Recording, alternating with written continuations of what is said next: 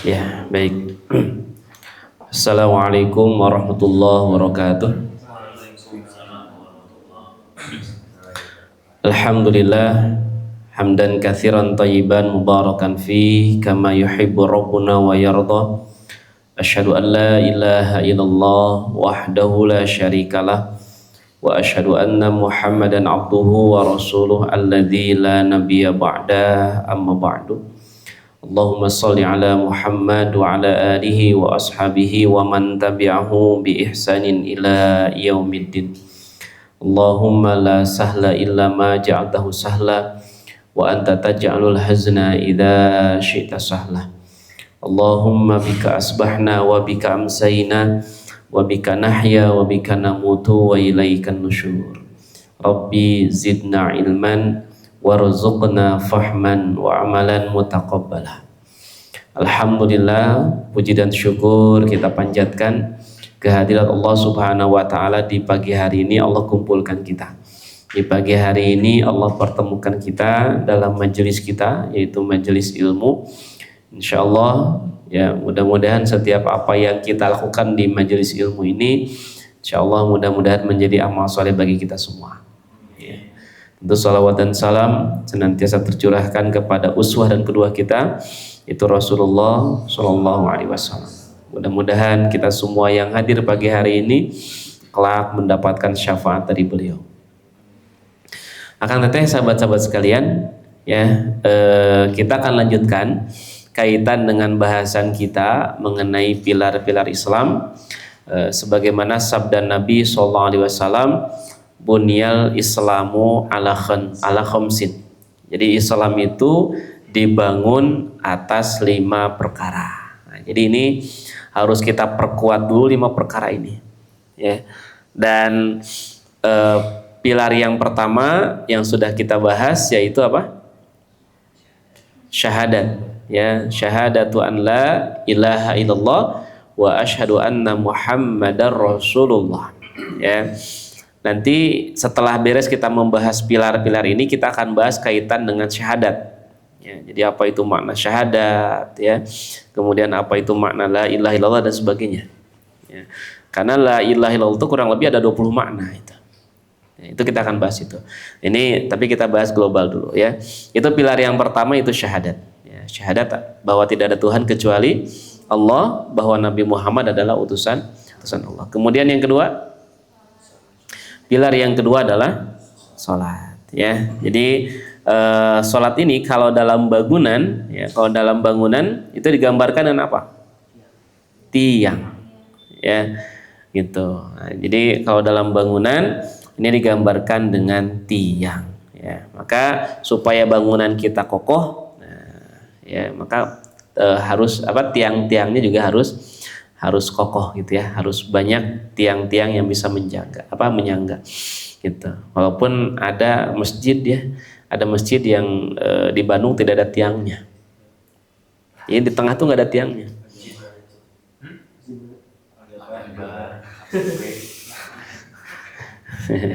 Ya, di tengahnya itu, ya.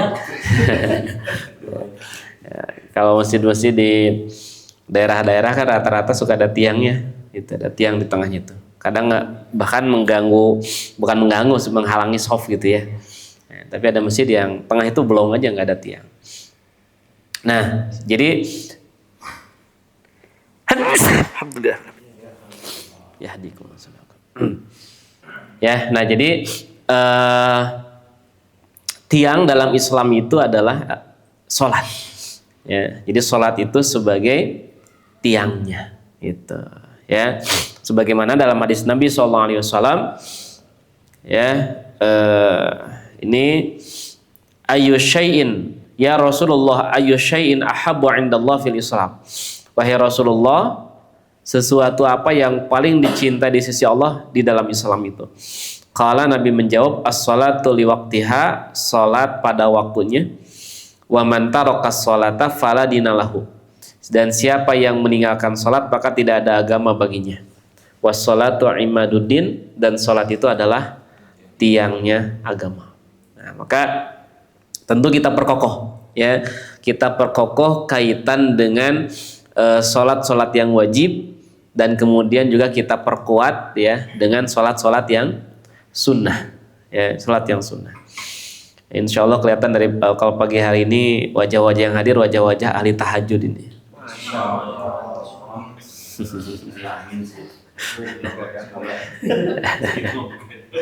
Ya, gitu ya. Jadi wajah-wajah ahli tahajud gitu ya. Kumaha wajah ahli tahajud teh? Jam sakieu. Ya. Justru kan sebaliknya ya. Kalau kata Nabi, kalau orang yang bangun di malam hari kemudian dia bermunajat kepada Allah, dia sholat gitu ya, itu pagi hari itu seger.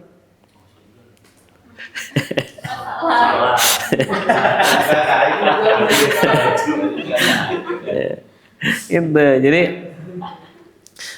dalam hadisnya kan gitu. Jadi siapa yang bangun malam kemudian dia berwudu kemudian dia sholat, maka di pagi hari itu kata Nabi dia akan sehat pada fisiknya, kemudian dia akan giat ya, getol, rajin gitu.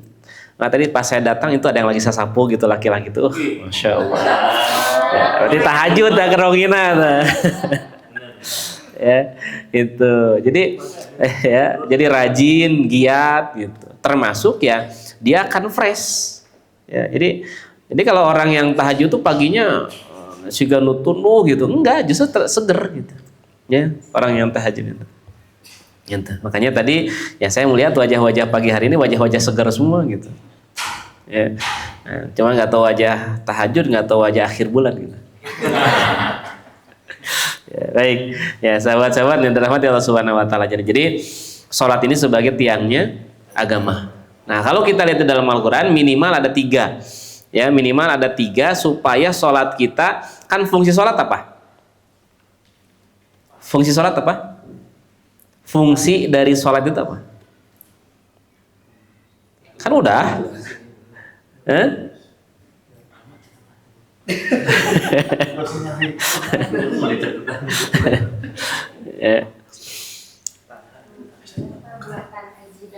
Nah, itu Masya Allah, lulus.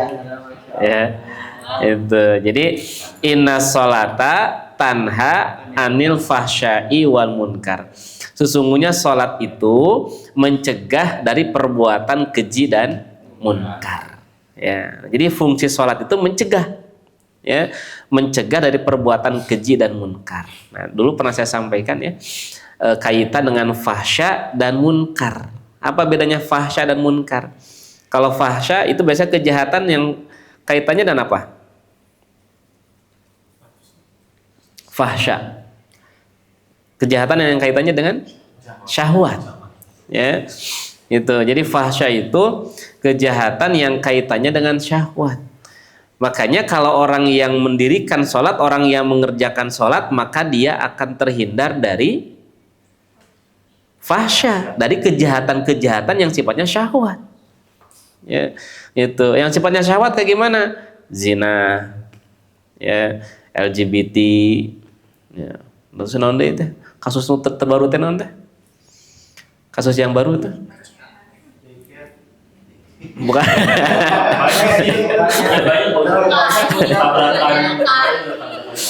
Ya benar. Ya. Ya. Itu yang korbannya anak-anak gitu ya. Oh, yang Ya, pedofil gitu ya. Gitu.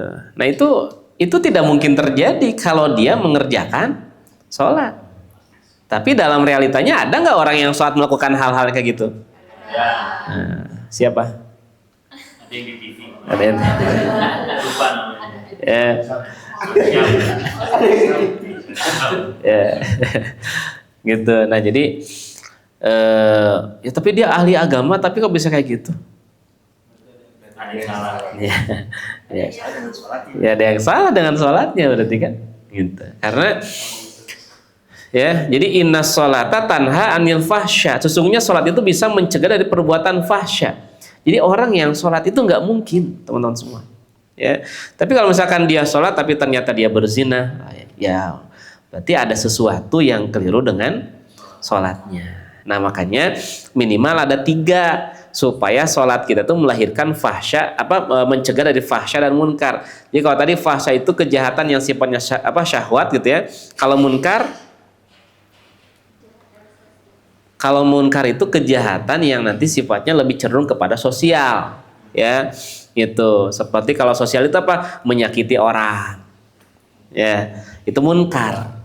Iya, makanya kalau orang yang sholat gitu ya, kalau orang yang sholat dia akan tercegah dari menyakiti orang lain, ya, gitu. Jadi orang yang sholat tidak mungkin ngebully, gitu. Ya, jadi orang yang sholat nggak mungkin ngebully. Karena lagi sholat. Sholat baru. Ya. Insya Allah di sini mah tidak akan ada kasus pembulian. Balager di dia mah. Keur ngaji mah balager.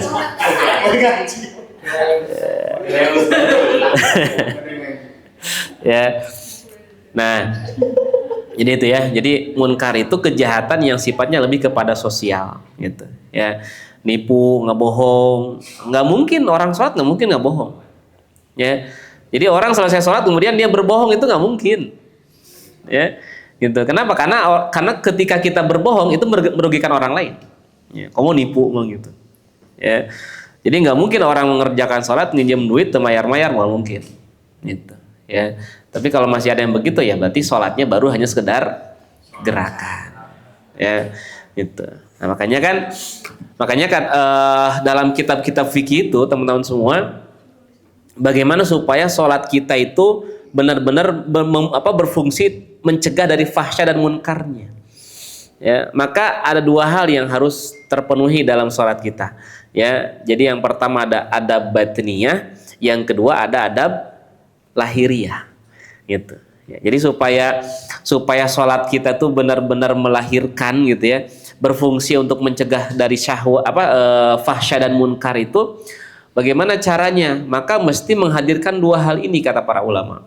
Yang pertama adab batiniyah, yang kedua adab lahiriah, gitu. Jadi dalam sholat itu tidak hanya sekedar adab lahiriah, tapi mesti juga ada adab batiniyah. Ya. Apa itu adab batiniyah? Kalau adab lahiriah kan menutup aurat, ya, kemudian berwudu, terus nanti menghadap kiblat, gitu ya. Ketika sholatnya pandangannya mengarah ke tempat sujud, tukang yang luak liuk, ya, gitu. Kemudian juga ya hal-hal yang kaitan dengan lahiriah sholat kita, gitu. Nah, tapi ada hal yang mesti juga hadir ketika kita sholat, yaitu kaitan dengan adab batiniyah. Ya. Apa itu adab batiniyah? Apa? Hati kita tertuju pada Allah. Wih, Masya Allah. Ya, gitu. Yang lain apa? Apa itu adab batiniyah? Jadi adab batiniyah ketika sholat itu apa? Dan ini mesti kita hadirkan. Ya. Dan Nabi sudah memprediksi bahwa nanti yang akan pertama hilang dari umatku ketika sholat itu adalah adab batiniyahnya. Itu yang pertama hilang. Ya. Tadi apa tadi teh? Hati kita tertuju pada Allah. Terus yang apa lagi yang lain? Apa? Memahami makna bacaan sholat. Ya. Jangan suudon. Chat GPT. Ya.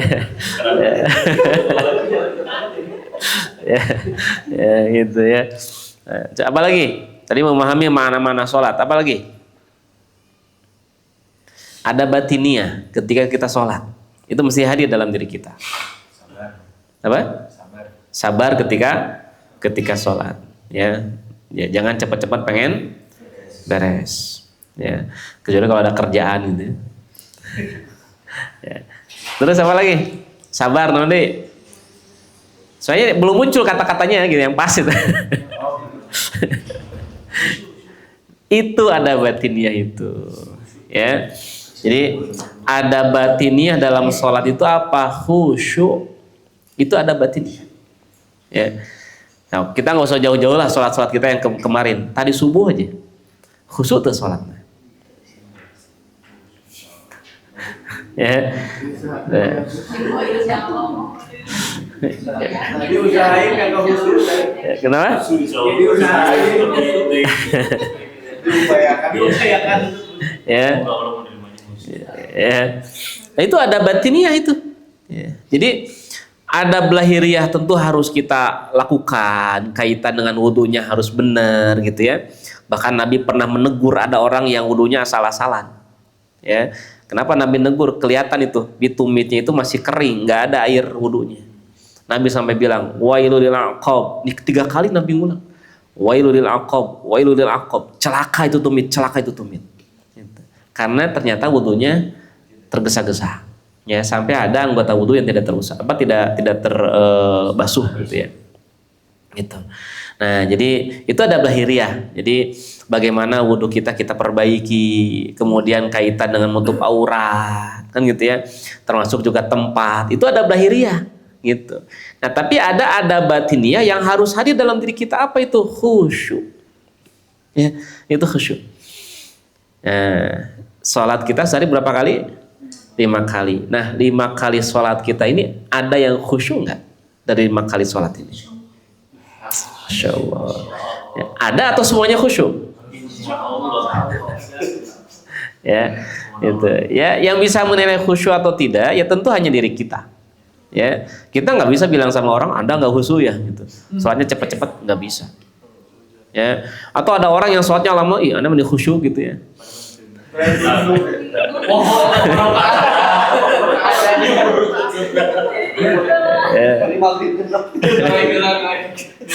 Ya, itu. Nah, ya, dan salah satu ciri nih kata ulama, salah satu ciri kalau kita tuh nggak khusus sholat kita sering lupa dengan jumlah rakaat sholat kita. Itu salah satu ciri kalau kita nggak khusus sholat kita. Ya, gitu. Walaupun mungkin kita pernah gitu ya, kita pernah lupa jumlah rakaat, ya wajar. Ya, 11 rakaat gitu ya. Ya wajar gitu. Tapi kalau setiap sholat bingung ya 11 rakaat gitu. Ya, gitu. Nah ini ya, sahabat-sahabat sekalian. Jadi bagaimana kita tingkatkan kekhusyuan, ya, kualitas khusyuk kita. Karena itu kaitan ada batinnya. Ya, ada batinnya. Nah, kemudian kalau kita lihat di dalam Al-Quran, ya, dalam Al-Quran ada 3 yang mesti kita hadirkan dalam sholat kita. Ya, yang pertama apa? Belum dibahas gitu. Ini kalau di dalam Al-Quran yang harus kita hadirkan dalam sholat kita yang pertama adalah konsisten di dalam sholat. Ya, kalau bahasa Arabnya apa? Dawam. Ya, gitu. Jadi kalau dalam bahasa Arabnya dawam. Jadi dalam sholat itu kita mesti konsisten, ya, konsisten dalam sholatnya. Mana ayatnya? Ini ayatnya. Surat Al-Ma'arij, ya, ayat 19 sampai 23. A'udzubillahi minasyaitonirrajim. Innal insana khuliqa halu'a. Sesungguhnya manusia diciptakan dalam kondisi halu'a. Ya. Halu'a itu 2 sifat yang akan hadir pada manusia. Apa? Yang pertama, idza masahu syarru jazu'a. Apabila ditimpa kesusahan, maka dia akan berkeluh kesah. Itu halu'a. Ya. Jadi manusia itu ciptakan dalam kondisi halu'a. Apa itu halu'a? Kalau ditimpa kesulitan, ditimpa kesusahan, mudah putus asa, berkeluh kesah, nyalahkan batur, itu halu'a namanya. Ya, gitu.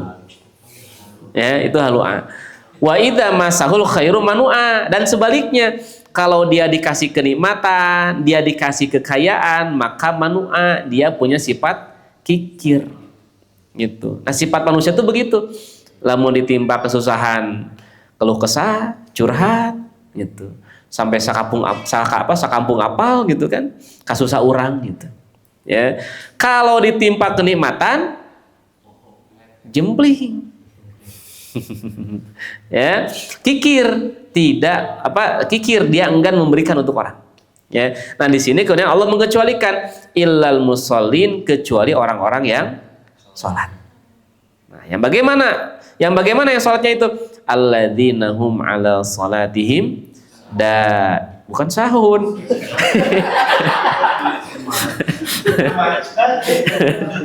Ya, itu jelas ayatnya. Ya, itu, ya, itu kayaknya sudah ini ya, sudah di bawah alam bawah sadar, ya, sudah alam bawah sadar. Nah, jadi alladzina hum 'ala salatihim daimun, ya. Jadi orang-orang yang mereka dawam, mereka konsisten, mereka terus-menerus di dalam sholatnya. Nah, jadi yang harus kita hadirkan supaya sholat kita menjadi imaduddin, menjadi tiang agama adalah maka sholat kita harus terus-menerus. Ya, harus terus-menerus.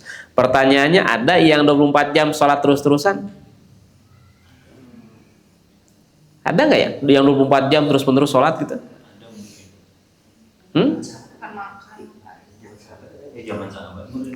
Ada zaman sahabat 24 jam sholat gitu? Nggak ada. Nah, terus yang dimaksud dengan dawam di sini terus menerus sholatnya bagaimana? Nah, maksudnya sholatnya mungkin hanya 2 menit, sholat subuhnya mungkin hanya 5 menit, tapi setelah dia sholat subuh sampai zuhur masih tetap kondisi seperti sholat enggak gitu. Itu maksud konsisten itu. Ya.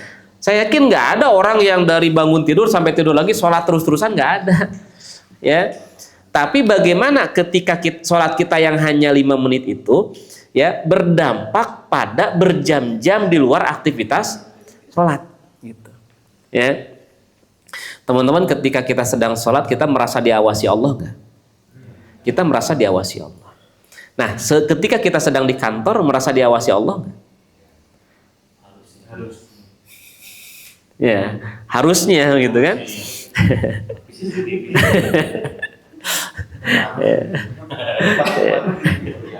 Ya.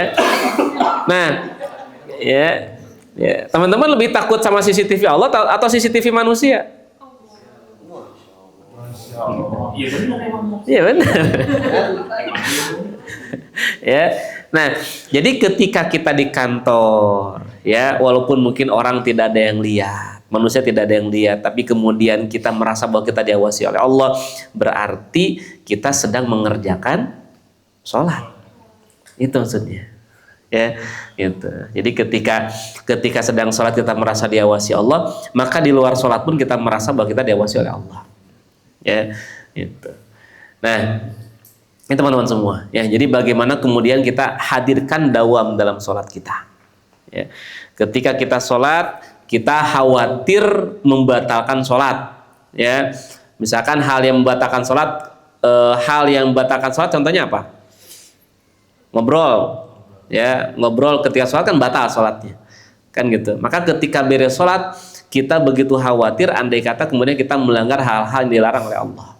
Itu artinya konsisten di dalam sholatnya. Ya, gitu. Nah, itu ya teman-teman semua. Jadi yang pertama, hadirkan dawam, ya, konsisten di dalam sholatnya. Zuhur berapa menit? 5 menit. Nah, tapi bagaimana setelah zuhur sampai asar itu kondisi kita sama seperti kita sedang sholat, ya, gitu.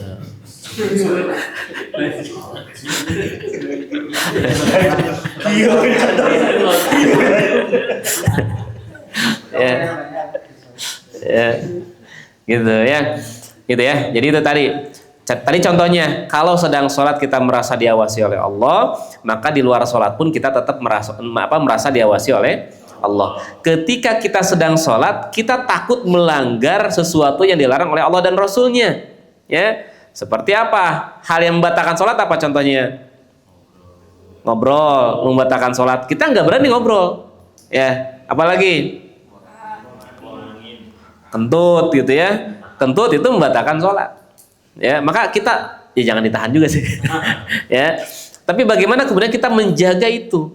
Ya, kita menjaga itu supaya sholat kita tidak batal. Nah, sekarang dalam kehidupan sehari-hari apa sih yang dilarang oleh Allah? Ya. Nah, kemudian kita berhati-hati tidak melakukan hal itu, berarti kita sedang sholat. Ya. Contoh dalam kehidupan sehari-hari yang dilarang apa? Gimana sehari-hari? Oh. Ya, Lampu merah. gitu. Habis sholat baru itu serobot lampu merah. Woi. Nggak boleh. Ih, kalau mau makan apa? Panas. Tapi emang ngesi ya.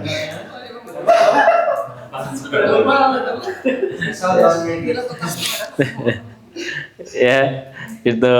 Nah, ya ngegibah, ngomongin orang. Mencuri Ya. susu di kulkas. Wah. Tapi kita tolong Joko. Wah, itu nggak tahu kalau itu. Ya. Tapi kita harus Iya. menjaga tadi ya berarti. Ya.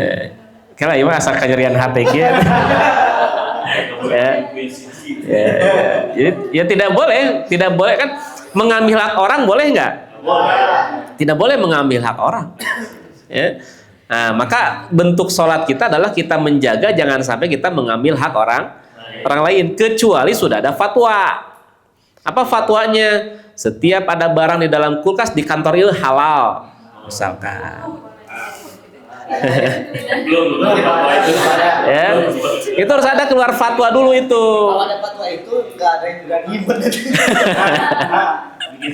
Ya. Ya. Kecuali pakai nama. Berarti kalau pakai nama berarti titipan. Jadi ada makanan di kulkas itu titipan gitu. Kalau nyimpen uang di sini itu aman, tapi kalau makanan Nggak aman. Uang aman. Ya. aman. Ya. Nah, itu harus dikeluarkan fatwa dulu biar halal itu. Ya. Itu. Ya. Apa Ini sih? mah ujungnya gosok, Ustaz. Senang lah.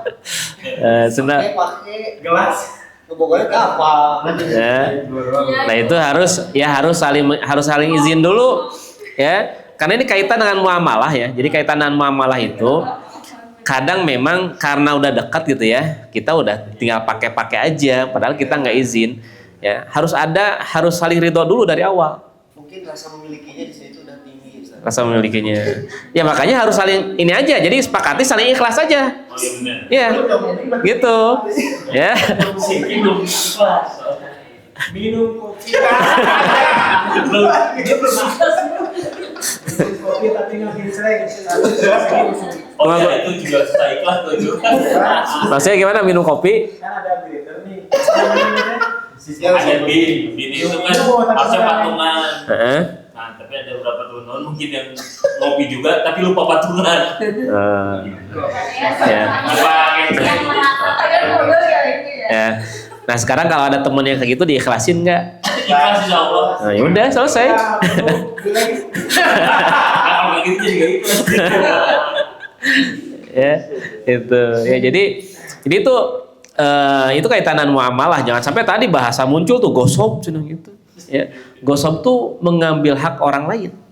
Dan itu gosob salah satu penyebab orang mendapatkan siksa kubur loh. Iya. Ya. Jadi dalam hadis Nabi SAW itu nanti ada orang yang dia mendapatkan siksa kubur karena apa? Karena perkara gosob. Menggunakan milik orang lain tanpa izin kepada pemiliknya, itu namanya gosob. Ya, kalau kita menggunakan barang orang lain kemudian teu dibalikeun, eta mah maok. Mencuri gitu. Ya, mencuri. Tapi kalau kita pakai barang orang lain walaupun pada akhirnya dibalikeun, itu namanya gosob. Gitu. Jadi merampas. Ya, makanya harus saling ya kalau di sini gitu ya, kita saling mengikhlaskan. Ya, kita saling meridhokan gitu. Ya. Atau kalau makanan kan masuk ke dalam perut tuh. Ya. Dari awal bikin fatwa. Ya, bikin fatwa. Kalau di kami gitu, kalau di kantor itu ada kulkas. Di kulkas itu sudah ada fatwa. Kalau ada makanan di kulkas halal untuk semua. Gitu. Maka Ya udah setuju saya. Ibu paling yang setuju.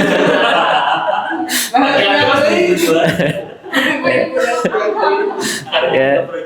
Gitu. Ya. Nah, kecuali ya kalau di kita kecuali kalau makanan yang tidak yang dikasih nama. Jadi kalau ada makanan ada namanya ambia atau indra ambia, berarti itu milik saya, itu punya saya, nitip berarti maksudnya gitu. Ya. Tapi kalau dari awal memang tidak ada kesepakatan begitu, ya berarti memang pada dasarnya tidak boleh. Gitu. Tidak boleh mengambil makanan yang ada di dalam kulkas kecuali mengetahui siapa pemiliknya. Gitu. Ya, jadi kalau misalkan di kulkas ada susu gitu ya, tanyain dulu usaha iya halal tuh. Kalau sudah ada jawaban halal boleh gitu. Ya. Nah, kalau ada jeruk di meja misalkan ya, ada jeruk di meja, itu jeruk punya siapa?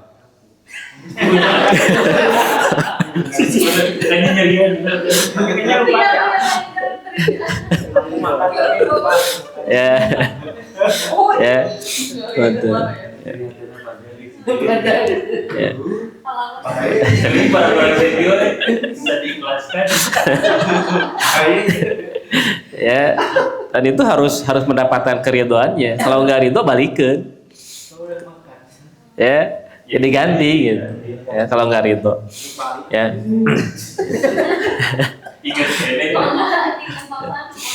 Dulu pernah dengar nggak sahabat Nabi namanya Abu Dahdah?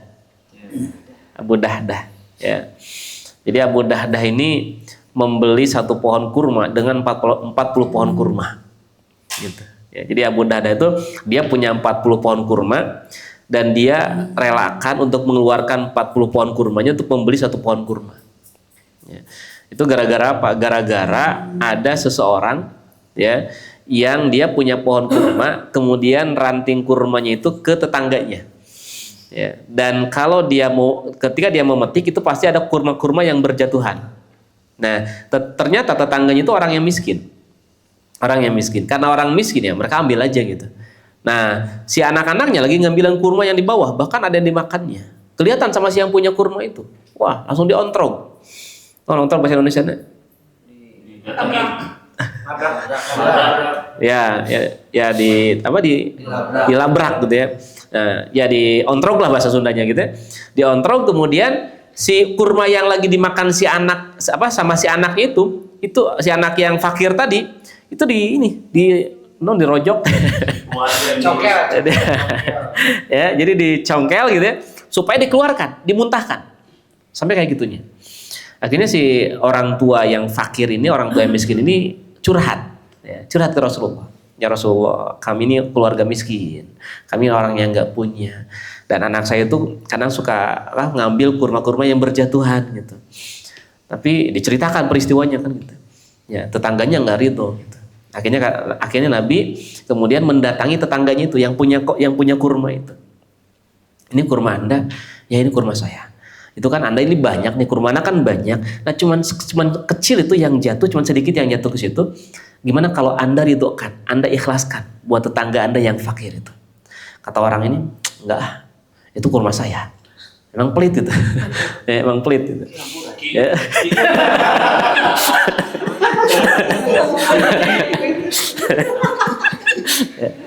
Ya.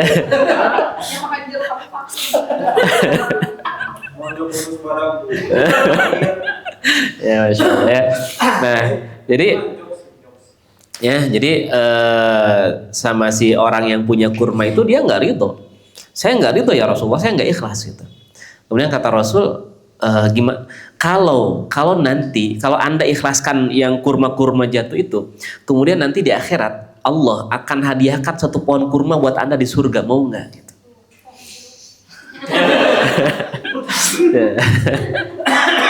Ya, gitu. Jadi nanti orang ini dapat pohon kurma di surga, artinya orang ini bakal masuk surga. Ini kalau ditawarin ke antum mau nggak? Mau. Ya. Tapi orang itu karena memang pelit, dia bilang, enggak ya Rasulullah. Ini kurma saya di dunia, pokoknya buat saya. Urusan nanti surga, urusan nantilah ya tahu cenang gitu. Ya. Kayak gitunya. Ya, akhirnya kemudian ya sudah, Rasul bilang ke keluarga yang miskin ini, pemiliknya tidak meridhoi. Ya, tidak mengizinkan. Wayahna weh gitu. Sudah, enggak boleh. Artinya kan mesti ada keridhaan dari pemiliknya gitu. Nah, akhirnya cerita ini terdengar oleh sahabat Nabi yang namanya Abu Dahdah. Abu Dahdah kemudian mendatangi Nabi SAW. Kata Abu Dahdah, ya Rasulullah, tadi engkau menjanjikan surga ya, menjanjikan pohon kurma di surga buat orang tersebut. Kata Rasulullah, iya. kalau saya yang ngasihkan pohon kurma itu buat orang fakir itu, nanti saya dapat pohon kurma di surga nggak? Insya Allah dapat. Iya, kata Nabi. Naam, iya. Wah, semangat tuh Abu Dahdah.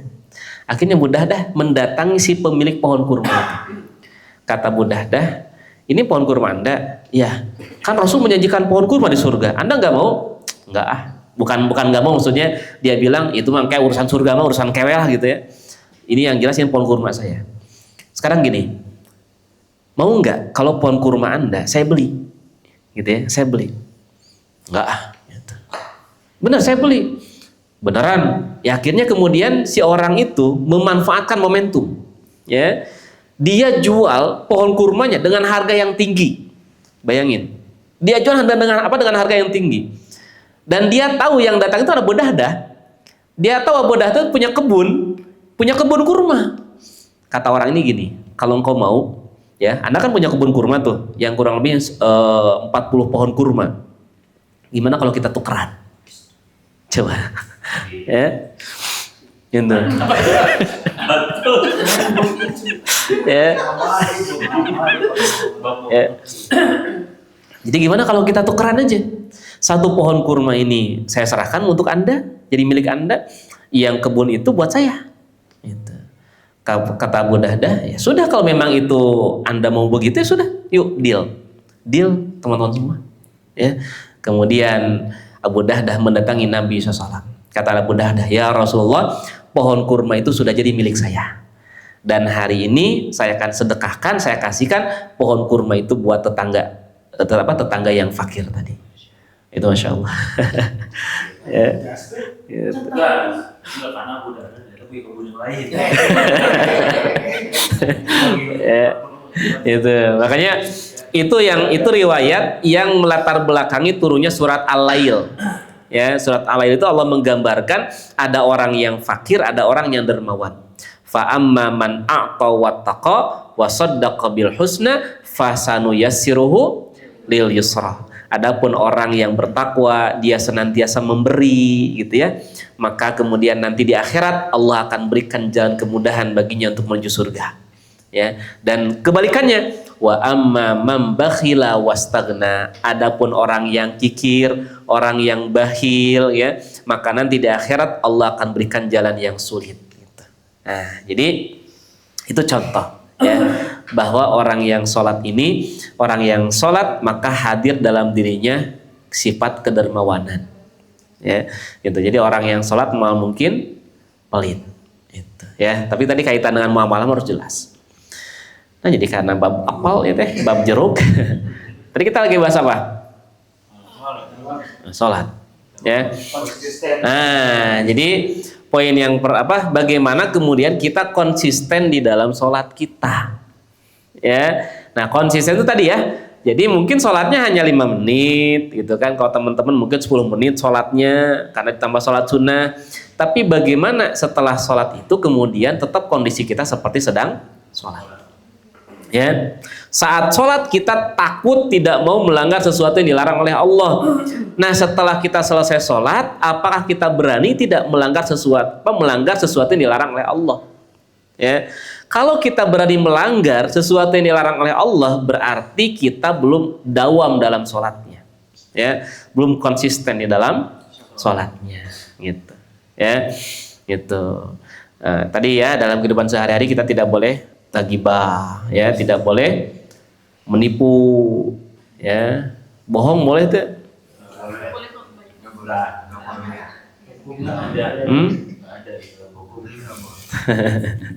Ya, bohong dalam kebaikan itu contohnya apa?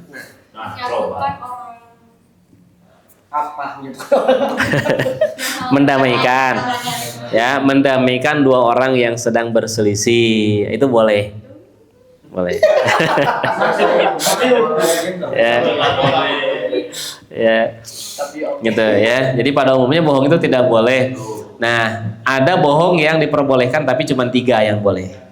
Ya, jadi bohong yang boleh cuma 3. 1, bohong untuk membahagiakan pasangan, itu boleh. Ya, contohnya kalau Nabi mencontohkan kaitan dengan dalam rumah tangga Nabi itu pernah istrinya menghidangkan makanan dan ternyata makanannya kurang enak. Nabi berbohong. Ya. Raos teu Kang, raos. Ya, raos gitu. Mana ya lagi?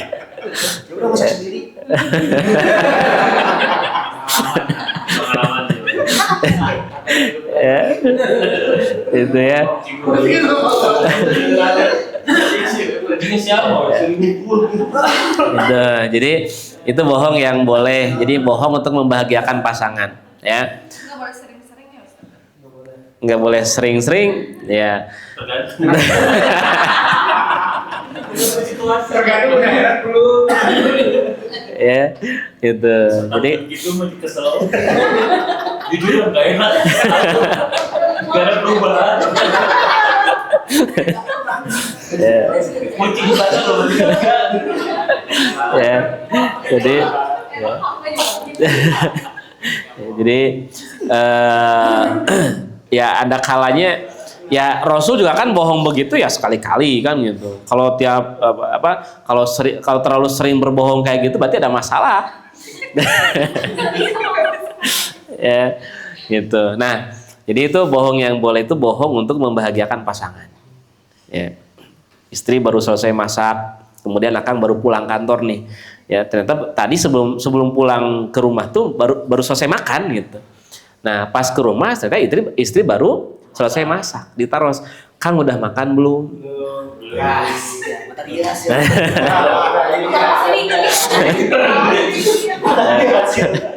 Ya, boleh di situ berbohong sedikit nggak apa-apa. Ya, belum makan tuh lagi lapar nanti. Itu ya. Ya kemudian bohong yang boleh yang kedua adalah bohong untuk mendamaikan dua orang yang sedang berselisih. Itu boleh. Nah, kemudian yang ketiga bohong dalam strategi perang. Gitu. Ya, jadi kalau dalam perang mah boleh nggak bohong? Ya, itu bohong yang boleh. Selebihnya maka tidak boleh kita berbohong. Ya, gitu. Strategi dagang perang bukan?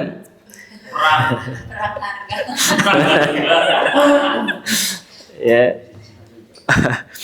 Ya, jadi ya makanya Nabi SAW itu beliau memuji pedagang, pengusaha yang jujur gitu. Ya. Nah, usahakan ya jangan sampai kemudian kita iklan gitu, iklan produk kita terlalu, kan sampai Nabi melarang kan, tidak boleh memuji barang terlalu berlebihan, itu nggak boleh. Dalam Islam nggak boleh. Ya kita bukan memuji dalam artian kita sampaikan keberhasilan kaitan dengan produk kita atau lembaga kita, ya silahkan saja. Ya kita sampaikan ini keberhasilan kita, sampaikan boleh. Ya, tapi jangan sampai kemudian kita berbohong dengan keberhasilan itu nggak boleh. Ya gitu. Ya, bahkan kan kita kalau dalam bab ekonomi gitu ya, bahwa Nabi SAW itu ketika beliau berjualan itu jujur gitu. Ya, gitu. Nah, kata Nabi, pedagang itu ya, yang namanya pedagang itu seringkali tidak lepas dari dua hal. Makanya Nabi nggak suka kalau pedagang yang melakukan dua hal ini. Satu, dia sering berbohong. Kemudian yang kedua, dia sering bersumpah. Itu Nabi nggak suka. Ya, bahkan Nabi mengatakan laisa minna, bukan termasuk golongan kami. Ya, bukan termasuk golongan kami kalau dia sering bersumpah. Dikit-dikit wallahi ya. Mang sabra ieu wallahi demi Allah ya. Tidak itu lagi 15.000 cenah gitu. Ya.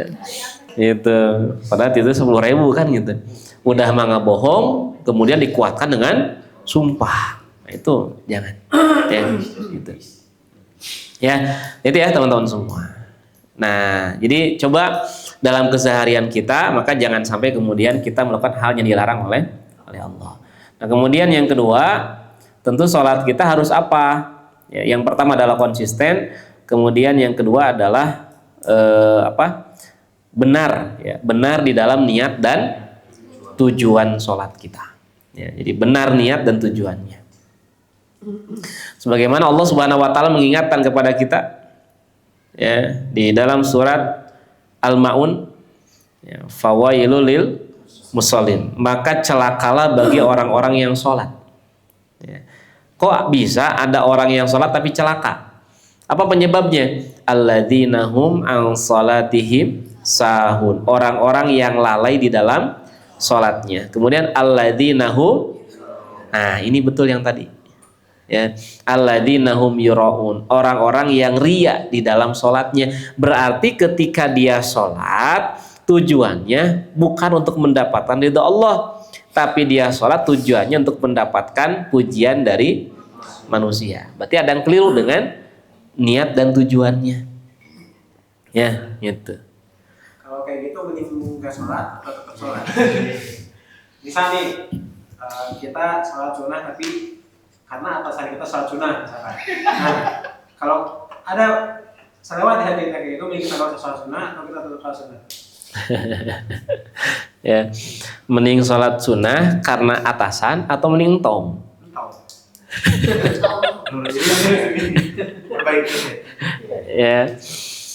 Ya, mending tong dua-duanya. Ya, maksudnya mending luruskan niat. Ya, makanya para ulama menyebut ada istilah tajdidun niyah, perbaharui niat. Jadi ketika akan niat karena pengen dilihat atasan, maka bukan jangan lebih baik tidak sholat, bukan, ya, tapi lebih baik yang kita perbaiki niat, gitu, ya. Jadi yang kita perbaiki niat kita. Jadi ketika niatnya karena ingin dilihat atasan atau karena atasan sholat sunnah biar aku saya henteu cenah gitu, ya. Nah, ketika niat kita seperti itu, maka kita langsung luruskan niat. Enggak, niat saya bukan untuk itu, gitu, ya. Jadi bukan tidak sholat, tapi tetap sholat, cuman meluruskan niat. Ya, gitu. Itu ya, teman-teman semua. Nah, kadang gitu ya, ada ibadah-ibadah yang kita lakukan itu memang tujuannya bukan karena Allah. Tapi ibadah yang kita lakukan itu karena unsur dunia. Nah, unsur dunia itu diantaranya ini. Sholatnya kadang ingin dilihat oleh manusia. Gitu. Ya. Nah, kemudian yang ketiga, hal yang harus hadir pada diri kita dalam sholat kita adalah kaitan dengan khusyuk. Ya. Jadi konsisten sholatnya, dawam, daimun. Kemudian yang kedua khusyuk. Yang kedua ada tujuannya harus benar. Ya, sebagaimana dalam surat Al-Maun tadi. Kemudian yang ketiga, sholat kita harus khusyuk. Ya. Qad aflahal mu'minun alladzina hum fi sholatihim khashi'un. Ya, jadi sungguh berbahagia, sungguh beruntung orang-orang yang beriman, yaitu alladzina hum fi sholatihim khashi'un, orang-orang yang khusyuk di dalam sholatnya. Nah, maka terus kita berusaha, ya, terus kita berusaha supaya sholat kita khusyuk, ya, gitu. Walaupun memang yang namanya khusyuk itu bukan tidak dengar, bukan tidak melihat, ya. Jadi orang khusyuk karena dia nggak dengar, dia nggak ngelihat sesuatu gitu lagi sholat, itu bukan khusyuk. Ya, karena tetap orang yang khusyuk pun tetap mendengar. Nabi ketika mengimami sholat, ada anak kecil nangis, Nabi mempercepat sholatnya. Ya, beres sholat, itu anak siapa itu? Apa kata Nabi begitu? Berarti Nabi orangnya khusyuk kan? Tapi ketika sholat beliau tetap mendengar. Ya, itu orang. Jadi orang yang khusyuk bukan tidak melihat sesuatu, bukan tidak mendengar sesuatu. Ya. Karena kalau tidak melihat, tidak mendengar bukan khusyuk namanya. Tidur itu. Ya. Ya. Teman-teman lagi sholat, insya Allah ya, mencoba untuk khusyuk di dalam sholatnya. Tiba-tiba handphone berdering gitu. Handphone bunyi, kedengeran nggak? Kedengaran. Ya, kedengaran. Ya, jadi khusyuk itu bukan tidak mendengar, bukan tidak melihat, ya. Gitu. Ini masih merojah ini sebetulnya ya. Nah, kita tambah lah, ya, kita tambah poin yang ketiga. Ya, jadi pilar yang pertama adalah syahadat, pilar yang kedua adalah bagaimana kita perbaiki sholat kita. Nah, kalau kita membangun bangunan, bangun rumah, ya, setelah pondasi kita bangun, kemudian tiang, ya, tiang itu adalah sholatnya. Maka kalau kita bangun rumah setelah tiang apa? Dinding. Nah, gitu ya. Gitu. Jadi pondasi, kemudian tiang, ya, kemudian dinding. Nah, dinding dalam Islam ini apa? Apa dinding dalam Islam? Puasa. Ya. Jadi dinding dalam Islam itu adalah puasa. Ya. Ya. Ya. Nabi SAW bersabda, an Abi Hurairah, dari Abi Hurairah, dari Nabi SAW beliau bersabda, yaqulullah azza wa jalla, Allah azza wa jalla berfirman, as-saumu li. Ya, saum atau puasa itu untuk saya. Wa ana ajzi'u bih, dan saya yang langsung berikan pahala kepadanya. Yada'u syahwatahu wa aklahu wa syurbahu min ajli. Dia meninggalkan syahwatnya, meninggalkan makannya, meninggalkan minumnya disebabkan karena saya. Wasaumu junnah. Ya. Junnah itu apa? Teman-teman, kalau kita lihat orang perang, ya, kalau perang itu suka pakai apa itu? Itu ya, untuk menghalangi itu. Ya, tameng. Junnah itu tameng. Ya. Jadi wasaumu junnah. Saum, puasa itu sebagai tameng. Kenapa? Menghalangi dia, gitu. Makanya orang yang saum itu dia mencegah dari syahwatnya, terhalang dari makan dan minumnya. Ya, gitu. Nah, makanya kalau dalam bangunan itu kan dinding itu untuk menghalangi kan? Ya, kebayang kalau misalkan rumah kita nggak ada dindingnya, kan angin juga bakal masuk kan gitu, ya. Tapi dinding ini akan menjadi penghalang, ya. Penghalang dia dari melakukan apa? Dari melakukan sesuatu yang dilarang oleh Allah. Maka itu fungsi daripada saum, ya, fungsi daripada puasa. Sehingga Nabi menyampaikan, banyak orang yang puasa tapi puasanya hanya sekedar menahan lapar dan haus. Kenapa? Karena perutnya puasa tapi lisannya nggak puasa. Ya, itu. Perutnya puasa tapi lisannya ngomongkeun batur. Ya, banyak yang perutnya puasa tapi matanya tidak puasa. Nah, gitu. Ya. Nah, makanya yang harus kita perkuat gitu ya, perkuat dari pilar yang ketiga ini adalah bagaimana kita perkuat dengan puasa kita. Ya, kalau kemarin Ramadan, ya, kita selama 1 bulan kita melaksanakan saum. Nah, maka sekarang kita lanjutkan dengan saum-saum yang sunnah, ya, gitu. Kalau di sini yang rajinnya saum sunnah apa? Saum sunnah apa? Senin Kamis, alhamdulillah, ya, ya. Ada yang masih nyawalan?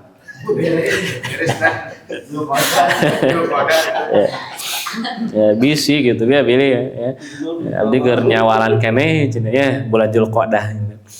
Nah, jadi minimal teman-teman, minimal kita puasa yang sunnah atau saum yang sunnah sebulan 3 hari. Minimal itu. Ya. Jadi sebulan 3 hari kita. Ya, 13, 14, 15. Jadi setiap bulan itu 3 hari kita saum. Nah, kalau kita mampu lebih, maka minimal tiap minggu 2 hari. Ya, jadi tiap minggu 2 hari, Senin dan Kamis. Kalau ternyata Senin dan Kamis pun masih bisa dilewati, ya, masih bisa lebih daripada itu, maka boleh saum Daud. Ya, jadi saum Daud. Senin saum, Selasa tidak, Rabu saum, Kamis tidak, terus begitu, selang-seling.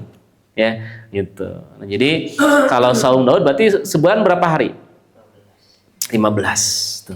Kalau tadi Senin Kamis sebulan 8. Nah, jadi kalau sebulan minimal kita 3 hari Ayyamul Bid, ya. 13, 14, 15. Kalau kita mau perbanyak boleh dengan saum Senin Kamis. Berarti sebulan 8 hari. Kalau mau lebih banyak lagi boleh dengan saum Daud. Berarti sebulan 15 hari, ya, gitu. Dan tidak boleh, ya, tidak boleh full selama sebulan saum, nggak boleh, ya. Gitu. Akang teteh dia ada garatol gitu ya, rajin tiap hari saum gitu.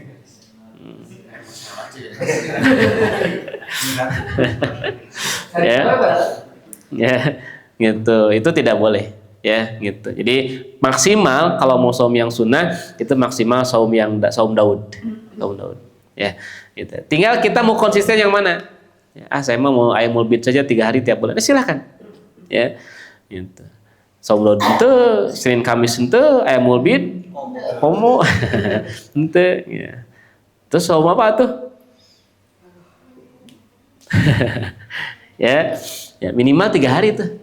Ya, kan kata Nabi, ada amalan yang ringan, ya jangan kalian tinggalkan. Ya, apa? 1, saum 3 hari tiap bulan. 2, sholat 2 rakaat. 3, witir. Nah gitu. Ya, jadi usahakan 3 ini kita jaga. Ya, usahakan 3 hari ini kita jaga setiap malam, jangan sampai kita lewatkan malam tanpa witir. Ya, minimal berapa rakaat? 1. Ya, minimal 1. Ya, minimal 1 rakaat. Ya nggak apa-apa gitu kan. Ya, 5 menit dulu ya gitu ya. Ya, gitu.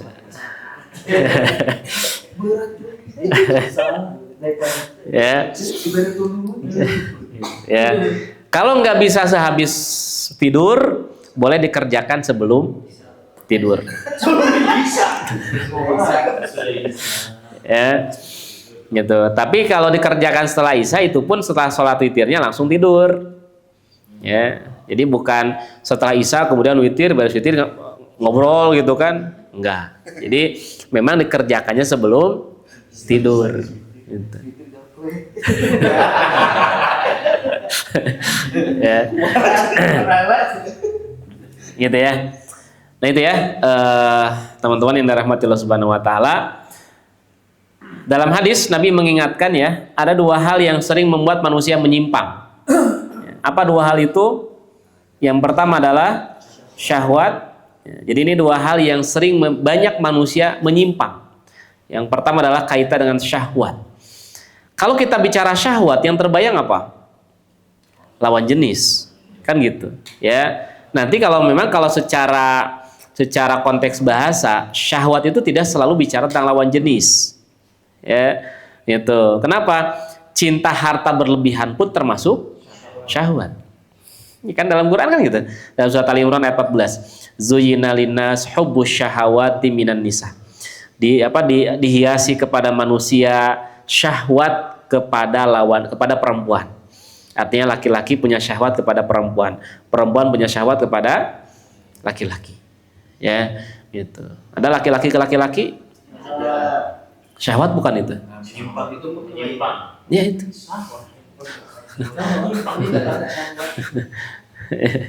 Ya, gitu. Jadi syahwat kepada lawan jenis. Kemudian wal banin, ya, syahwat kepada anak laki-laki. Maksudnya syahwat kepada anak laki-laki itu keluarga itu pengen punya anak laki-laki. Ya, gitu. Ya, setiap keluarga, ya setiap rumah tangga itu pengen punya anak laki-laki. Nah? Itu salah satu pembuatannya menyimpang juga. Bukan. Jadi ini ya. Jadi ini kaitan dengan fitrah. Jadi kaitan dengan fitrah, sesuatu yang ada pada manusia dihiasi kepada manusia itu kecintaan. Satu, cinta kepada lawan jenis. Itu boleh, silahkan. Ya, itu. Jadi Kang Yoga cinta ke perempuan kan? Ya. Gitu ya. Gitu. Itu apa, naluriah manusia, fitrah manusia, boleh, silahkan. Gitu ya. Kemudian juga ya, syahwat di situ maksudnya adalah kecenderungan. Ya, kecenderungan kecintaan untuk punya anak laki-laki gitu. Ya. Walaupun nanti Nabi memotivasi kita bahwa tidak ada salahnya kok, tidak ada bedanya baik lahir anak laki-laki maupun perempuan. Ya, bahkan bagaimana Islam datang itu memuliakan perempuan. Ya, so lihat ketika ada seseorang datang ke Rasulullah, ya Rasulullah, saya harus kepada siapa berbuat baik? Ummuka, ibumu. Kepada siapa lagi? Ummuka, ibumu. Siapa lagi? Ummuka, ibumu. Siapa lagi? Abuka, ayahmu. Tuh, ibu berapa kali? 3.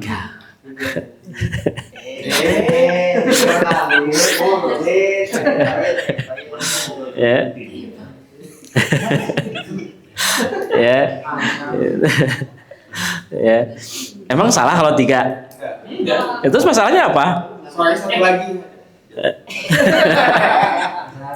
Ibu emang punya ibu tiga? Ya. Ya, gitu. Nah, jadi ibu sampai disebutkan 3 kali. Baru yang keempat ayah. Ayah 1. Ya, ayah 1, ibu 3. Nah, ini menunjukkan bagaimana Islam menghormati perempuan. Ya. Bahkan di dalam Al-Qur'an ada surat namanya surat An-Nisa, perempuan. Ada nggak surat laki-laki? Nggak ada. Itu ya. Itu menunjukkan ya. Ya, tapi tidak ada kan nama surat rijal. Ya, betul dalam Quran ada ar-rijalu, ya, ar-rijalu teh kan gitu ya. Ya, laki-laki itu rijal gitu. Tapi tidak ada nama surat namanya surat ar-rijal, tidak ada. Ya, tapi ada surat An-Nisa. Gitu. Ya, ini menunjukkan bagaimana Islam menghormati perempuan. Ya. Kenapa? Al-Mudassir. Ya, saya nggak connect nih. Jokesnya.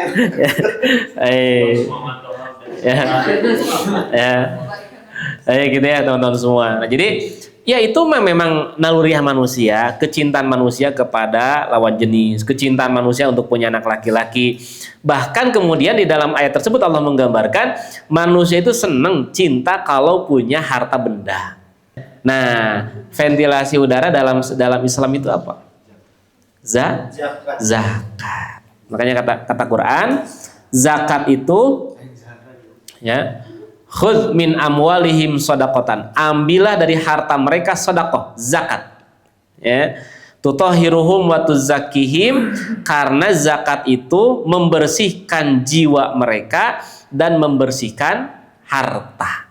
Jadi orang yang mengeluarkan zakat akan bersih 2 halnya. 1, bersih jiwanya. Ya, bersih jiwa dari sifat apa? Dari sifat pelit. Ya.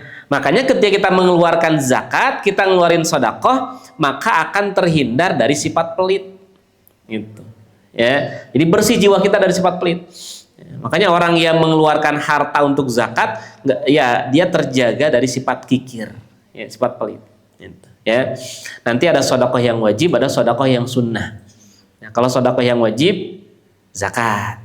Ya, kalau sedekah sunnah, infak. Ya, jadi kita sering menyebutnya infak. Itu sedekah yang sunnah. Gitu. Ya. Ya, bukan infak. Gitu. Ya. Namun infak naon? Iuran paksa. Gitu. Ya. Jadi yang disebut infak itu apa artinya? Infak itu apa artinya? Mengeluarkan. Ya, jadi kalau teman-teman mengeluarkan harta, maka apa yang kita keluarkan disebut dengan infak. Gitu. Ya, teteh ke warung beli seblak, kemudian keluarkan hartanya, infak bukan? Infak bukan? Infak. Itu infak. Jadi mengeluarkan harta. Ya, gitu. Jadi kalau kita keluarkan harta kita, maka kita sedang infak. Berarti kita sedang mengeluarkan. Beli baju, infak. Iya, infak. Jadi sesuatu yang kita keluarkan dari harta yang kita miliki, maka disebut dengan infak. Ya, kalau akan ngeluarin harta buat judi online, ya, jadi keluarin harta nih 100.000 buat main judi, infak bukan? Ya, iya, secara bahasa mah itu disebut dengan infak. Jadi infak itu artinya mengeluarkan harta, baik itu di jalan kebaikan ataupun di jalan keburukan. Makanya di dalam Al-Quran nanti ada orang-orang yang menginfakkan hartanya liyasuddu an sabilillah. Jadi mengeluarkan hartanya untuk mencegah manusia dari jalan Allah. Itu berarti ada orang yang mengeluarkan harta, disebutnya infak di dalam Al-Quran, tapi digunakan untuk mencegah manusia dari jalan Allah. Gitu. ya. Nah, maka coba teman-teman semua, kelihatan di sini rekeningnya gendut-gendut semua gitu ya. Rekeningnya ya. Nah, itu jangan lupa kemudian zakatnya. Ya, karena itu akan membersihkan harta kita ya. Ya, seperti ruangan ini, ventilasi itu adalah sarananya fungsinya sebagai membersihkan ruangan gitu. Nah, begitu juga dengan harta yang kita miliki, ini harus kita keluarkan supaya bersih harta kita. Ya, gitu. Nah, itu coba nanti ada, kalau zakat fitrah itu kaitan dengan Ramadan, ya kaitan dengan saum, ya. Nah, nanti tidak hanya kaitan dengan bulan Ramadan. Ada zakat-zakat yang harus kita keluarkan tidak hanya kaitan dengan bulan Ramadan. Ya, di antaranya apa? Zakat mal. Ya, zakat mal gitu. Ya. Lamun zakat mal, ya, lamun balanja kamu lah zakatnya teh. Ya, ada pajaknya ya. Apakah pajak termasuk sedekah? Ikhlas tuh antum.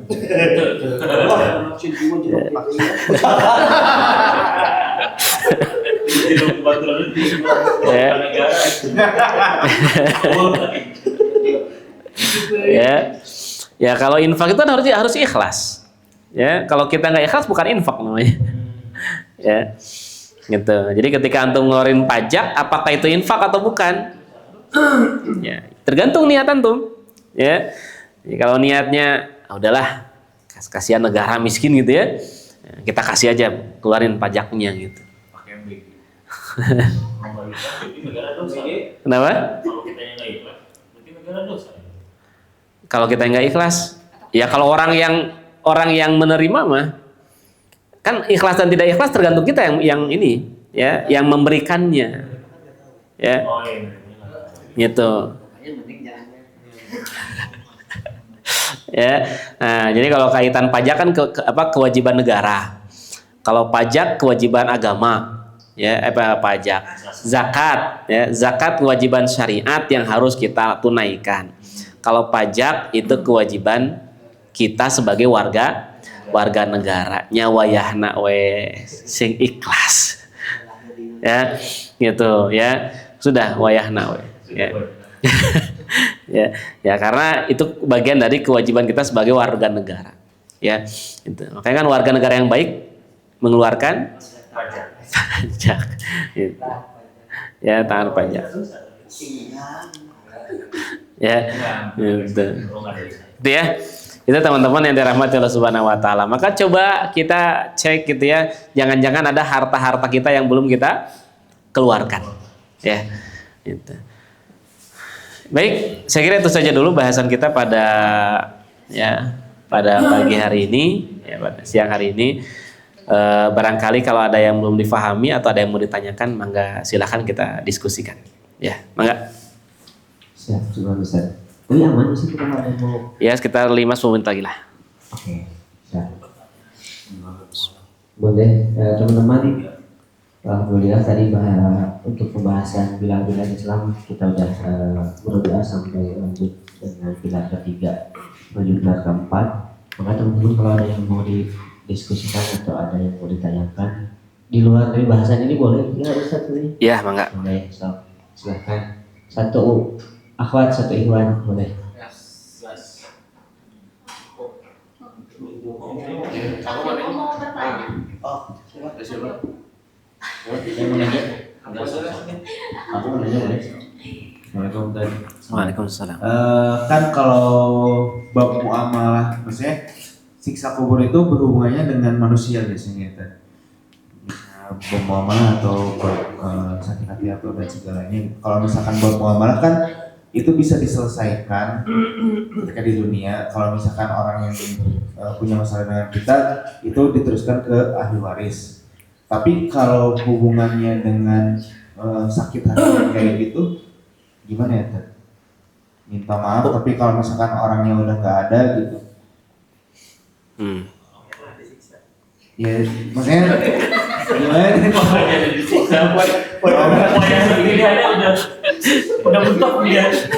Siki padahal Masya Allah beri jawaban. Soalnya gini Tad, kalau yang aku tahu kan kalau misalkan masalah muamalah uang gitu, orangnya misalkan orangnya meninggal atau misalkan kita pernah punya utang ke orang yang kita nggak tahu dia ada di mana, kita nggak punya kontaknya, itu kita mensedekahkan jumlah tersebut atas nama dia gitu kan. Tapi kalau ini babnya misalkan bab masalah hati gitu, kita nggak tahu kita pernah menyakiti orang tapi kita nggak tahu orang itu di mana. Kurang apa? Iya, ya tentu ya, Afwan ya. Jadi kaitan dengan bab muamalah ya. Nah, ya tentu tadi ya. Pertama muamalah itu memang harus diselesaikan sebelum salah satunya meninggal. Ya, itu. Ketika salah satunya meninggal, maka ya selesaikan ya dengan ahli warisnya. Ya, dan ahli warisnya. Ya, kemarin saya ya ada kawan saya gitu ya, memang beliau ini orangnya suka ngebodor, suka lucu gitu. Nah, jadi ada yang meninggal lah, cerita meninggal, ternyata si yang meninggal ini almarhum ini punya hutang ke beliau. Ya. Nah, beliau ini kawan saya ini datang ke kuburan. Ngobrol di kuburan. Ya. Jadi ngobrol di kuburan gitu ya. Bro, ya hutang ente lunas cenah gitu ya. Ya sebetulnya nggak gitu juga gitu ya. Maksudnya harusnya datang ke ahli warisnya saja, datang ke keluarga. Ya, tentang keluarga kemudian ya selesaikan gitu. Ya, kalaupun misalkan ya kalau kaitan dengan harta ya bisa kita kembalikan. Atau kalau orang yang meninggal itu berhutang kepada kita, maka kita kemudian mengikhlaskannya. Ya, sudahlah hutang beliau dianggap lunas saja. Ya, gitu. Nah, sekarang bagaimana kalau misalkan kaitan dengan tadi perkara sakit hati?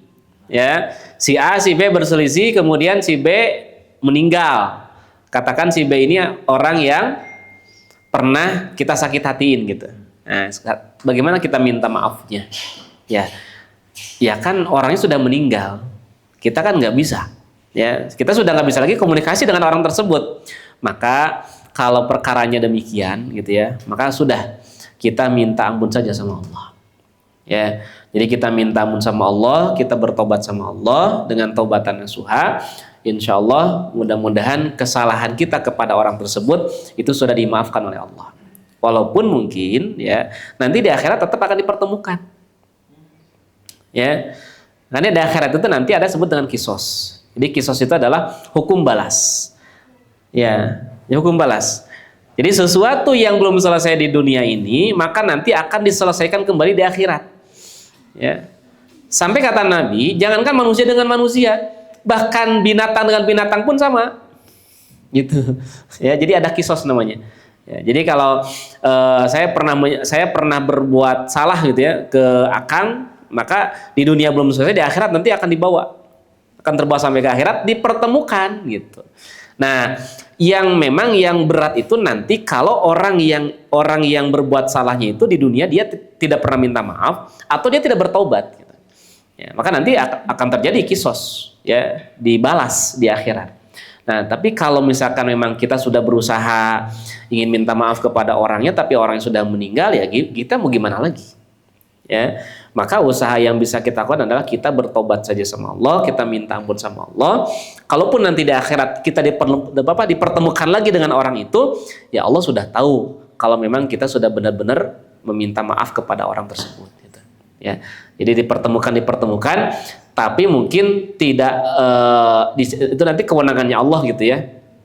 Nah, apakah memang hanya sekedar dipertemukan kemudian nanti ya bebas gitu ya, tanpa ada pengurangan pahala atau tanpa ada pemindahan dosa ya, karena kan nanti kalau muamalah ini belum selesai di dunia kemudian kedua-duanya sampai ke akhirat, nah nanti akan ada yang namanya pelimpahan dosa atau pengambilan pahala gitu ya.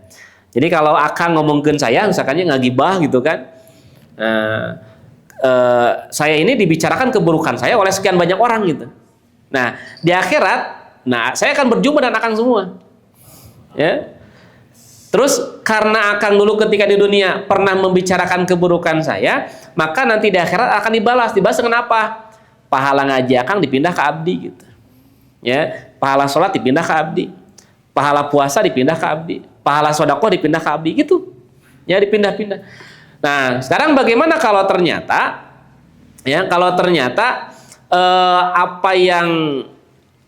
misalkan saya banyak berbuat zalim kepada orang gitu. Nah, kemudian orang yang nagihnya itu banyak gitu. Ya, orang yang nagihnya banyak. Sehingga pahala saya dipindah-pindah kan? Dipindah-pindah ke orang, kemudian habis. Nah, ketika habis bagaimana? Maka dosa orang yang pernah dizoliminya dipindah gitu. Jadi kalau tadi mah dipindah dulu pahala, kalau pahalanya habis, maka dipindah dosa orang yang pernah dizoliminya. Makanya Nabi menyebut dengan istilah muflis. Jadi muflis itu orang yang bangkrut. Ya. Dalam hadisnya orang yang bangkrut itu bukan orang yang tidak sholat.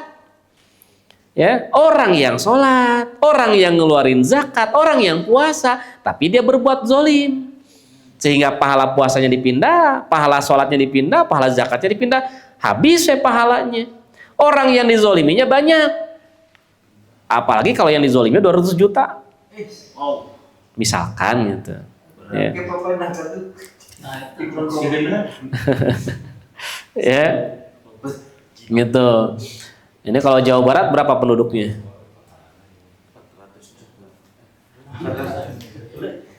50 ya. Ya, 200 juta kan Indonesia ya.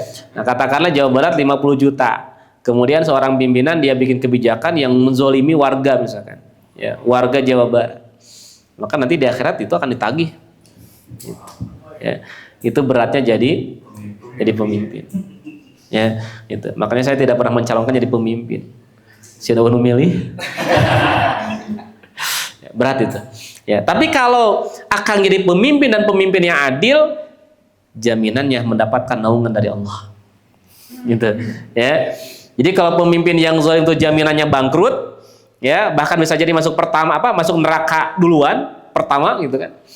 Ya, tapi kalau pemimpin yang adil, maka pemimpin itu akan jadi pemimpin yang akan mendapatkan naungan nanti pada hari kiamat.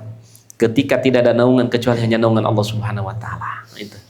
Ya, itu. Jadi jangan takut juga jadi pemimpin, ya. Kalau di sini akan ada yang punya kapasitas untuk jadi pemimpin, sok mangga silakan. Ya. Ada yang mencalonkan jadi wali kota Bandung nanti? Nah. Ya.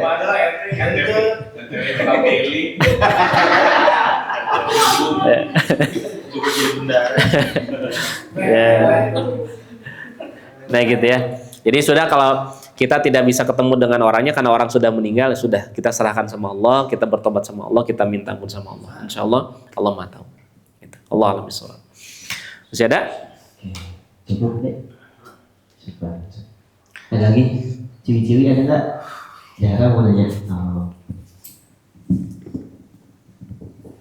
Pak Ustadz, bagaimana cara kita secara logika kita itu bisa berhusnuzon kepada Allah atas semua ketetapan yang sudah terjadi pada diri kita gitu, baik yang baik ataupun yang buruk. Karena kadang ketika pun sesuatu yang baik itu terjadi, berpikirnya itu jadi akan ada masalah apa ya di depan gitu. Baik, pertanyaannya berat ini. Ya, baik. Pertama kaitan dengan qada dan qadar. Ya, qada dan qadar itu bagian dari rukun apa? Rukun iman. Ya, qada dan qadar itu bagian dari rukun iman. Rukun iman yang 6. Kalau kita nggak percaya dengan qada dan qadar, iman kita bermasalah tidak? Bermasalah. Ya. Nah, ini yang pertama itu. Jadi pertama kita harus memahami bahwa qada dan qadar itu bagian dari rukun iman, dan ini harus kita yakini bahwa segala sesuatu yang Allah tetapkan kepada kita nggak ada yang buruk. Itu pertama. Ya. Gitu. Jadi kalau kita berpikir Allah menetapkan sesuatu ini jelek nih, ini jelek, itu nggak boleh. Ya. Nah, sehingga bagaimana supaya kita tidak bersuudzon kepada Allah? Ya. Kalau kita bersuudzon kepada Allah, dosa itu. Ya. Nggak boleh kita bersuudzon kepada Allah. Kenapa? Karena Allah tidak akan menetapkan sesuatu kecuali pasti baik gitu. Nggak akan mungkin Allah menetapkan sesuatu buruk, nggak mungkin. Buruk itu pandangan kita. Ya. Pandangan kita ini buruk. Gitu. Nah, jadi bagaimana cara supaya kita bisa berhusnudzon kepada Allah? Caranya adalah kuatkan iman kita dalam kaitan dengan qada dan qadar. Segala sesuatu tidak akan terjadi kecuali dengan izin Allah. Dan ketika Allah menetapkan sesuatu kepada kita, bukan sesuatu yang buruk, pasti baik. Gitu. Ya, pasti baik. Ya, gitu. Sehingga jangan pernah kita berburuk sangka sama Allah. Ya. Jadi jangan pernah kita berburuk sangka sama Allah. Dalam hadisnya, tidaklah Allah menetapkan sesuatu kecuali pasti baik bagi hambanya. Lihat, salah satu cara yang bisa kita lakukan adalah install beberapa ayat di dalam Al-Quran, masukkan ke dalam jiwa kita, gitu ya, masukkan ke dalam jiwa kita. Insya Allah ayat itu akan menguatkan kita terkait dengan qada dan qadarnya Allah. Mana yang pertama adalah di surat Al-Baqarah.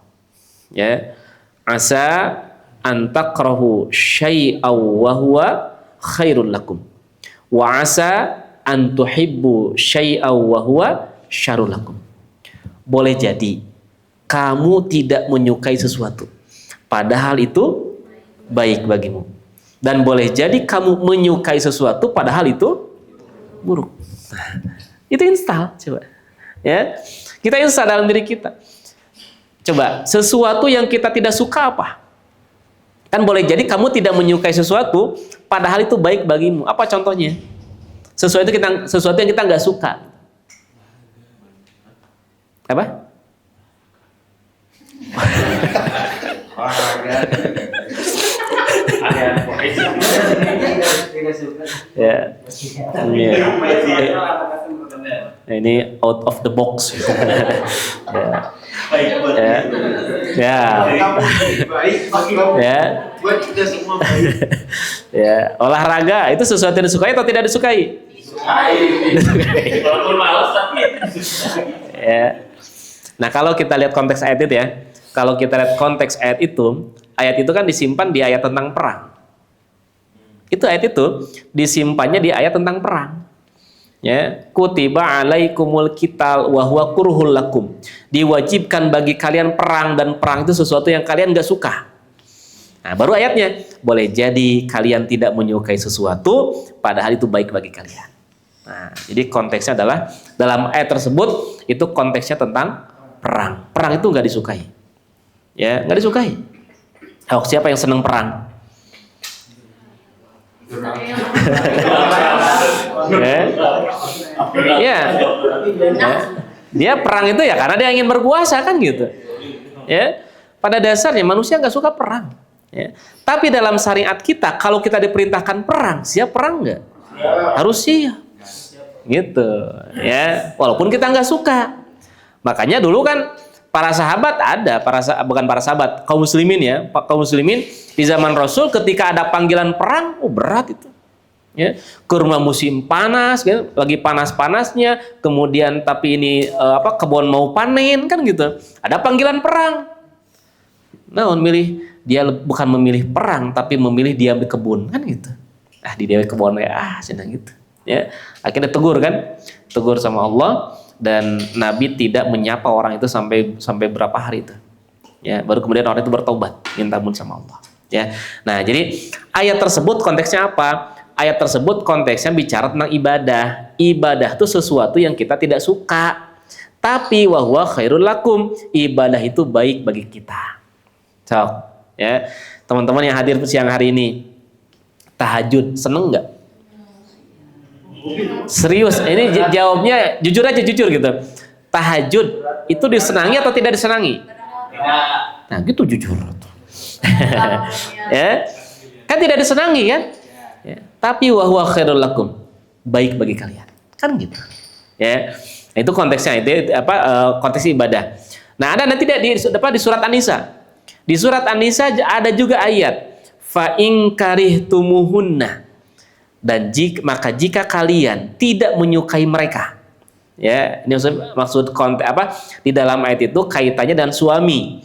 Kata Quran, fa in karihtumuhunna, wahai kalian para suami, jika tidak menyukai sesuatu pada istri kalian, ya, itu istri kalian, ya, fa asa an takrahu syai'an, Boleh jadi kalian tidak menyukai sesuatu yang ada pada istri kalian, wa yaj'alallahu fihi khairan katsira. Padahal Allah menghadirkan kebaikan yang banyak pada istri kalian. Tuh. Ya. Boleh jadi kita tidak suka. Ada bagian pada istri kita atau aspek istri kita yang kita nggak suka.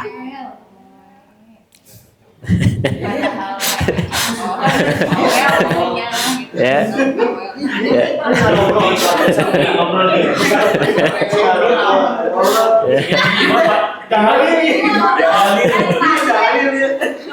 Ya. Ya. Itu jadi di An-Nisa ayat 19 itu kata Allah gitu ya. Boleh jadi kalian para suami tidak menyukai istri kalian, tapi sesuatu yang kalian tidak suka itu banyak kebaikan di situ. Tadi contohnya non teh cerewet. Para suami seneng nggak istri cerewet?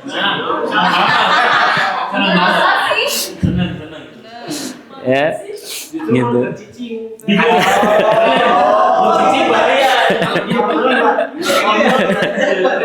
Ya.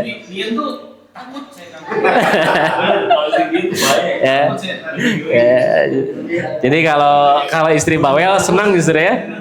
Justru kalau diam itu bahaya gitu ya. Ya.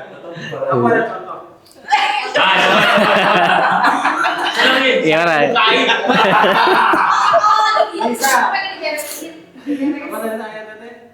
Boleh jadi. Ya. Istri balanya wae. Tapi rezeki jadi banyak. Nah. Kombinasinya bagus. Konteksnya bagus. Ya. Ini kalau istri kita senang belanja, para suami seneng nggak? Berat. Ya. Itu tidak disenangi oleh para suami, tapi tadi betul. Ternyata kalau istri banyak belanja, rezeki suami banyak ngalir. Betul nggak teh? Buat istri. Ya. Nah, jadi tadi kaitan pertanyaan yang tadi bisa jadi kita tuh ditimpakan oleh Allah sesuatu yang kita nggak suka gitu. Ya, mungkin teteh dulu berharap punya suami itu yang A, B, C, D, E, F gitu ya. Ternyata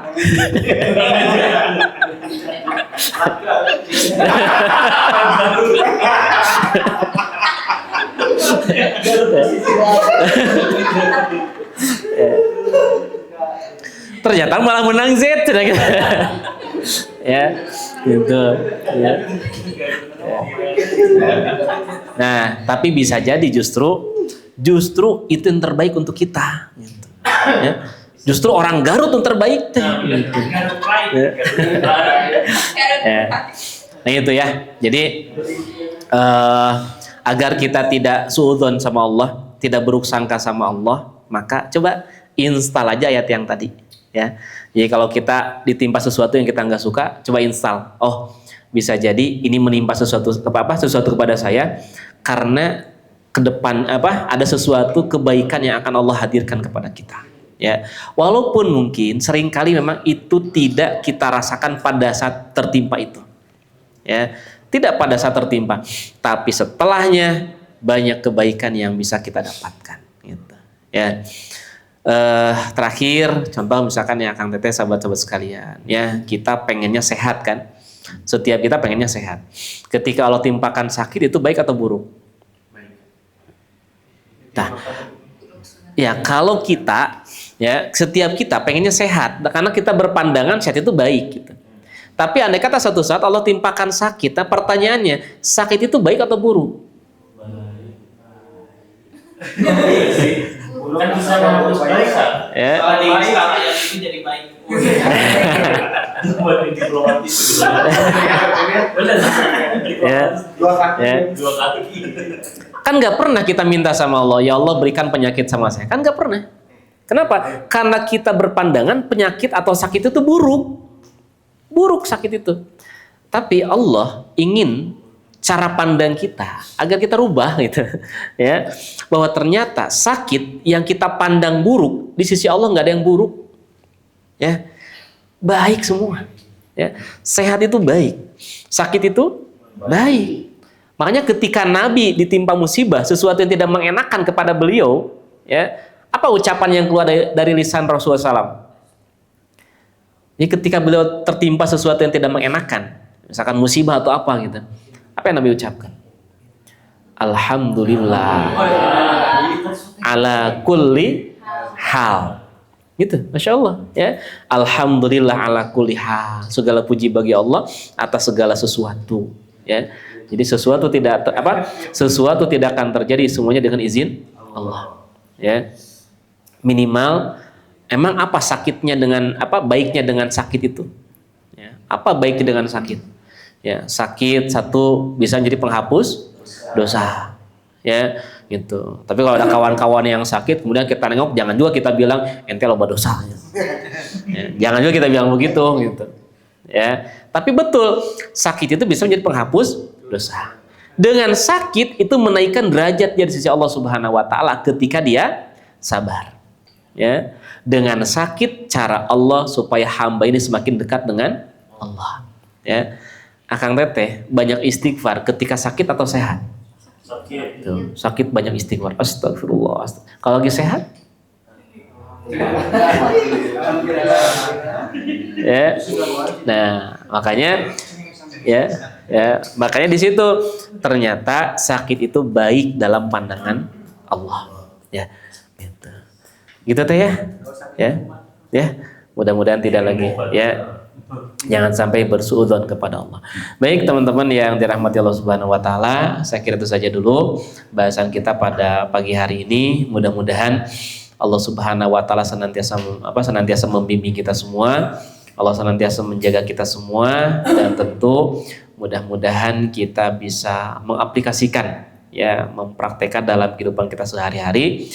Kita kuatkan pilar akidah kita kuatkan juga tiang-tiangnya dengan sholat, kemudian juga kita perkuat, kita jaga, ya, diri kita dengan saum, ya, dan tentu juga bagaimana kemudian kaitan dengan hak maliyah, kaitan dengan harta, kita keluarkan zakat, infak, dan sedekahnya. Ya, saya kira itu yang bisa saya sampaikan pada kesempatan siang hari ini. Rabbana zalamna anfusana wa illam taghfir lana wa tarhamna lanakunanna minal khasirin. Rabbana la tuzigh qulubana ba'da idh hadaitana wa hab lana min ladunka rahmah innaka antal wahhab. Rabbana hab lana min azwajina wa dhurriyyatina qurrata a'yun waj'alna lil muttaqina imama. Rabbana atina fid dunya hasanah wa fil akhirati hasanah wa qina adzabannar. Subhanakallahumma bihamdik asyhadu an la ilaha illa anta astaghfiruka wa atubu ilaik. Aqulu qouli hadza wa astaghfirullah li wa lakum. Wassalamu alaikum warahmatullahi wabarakatuh. Waalaikumsalam warahmatullahi wabarakatuh. Ustaz. Terus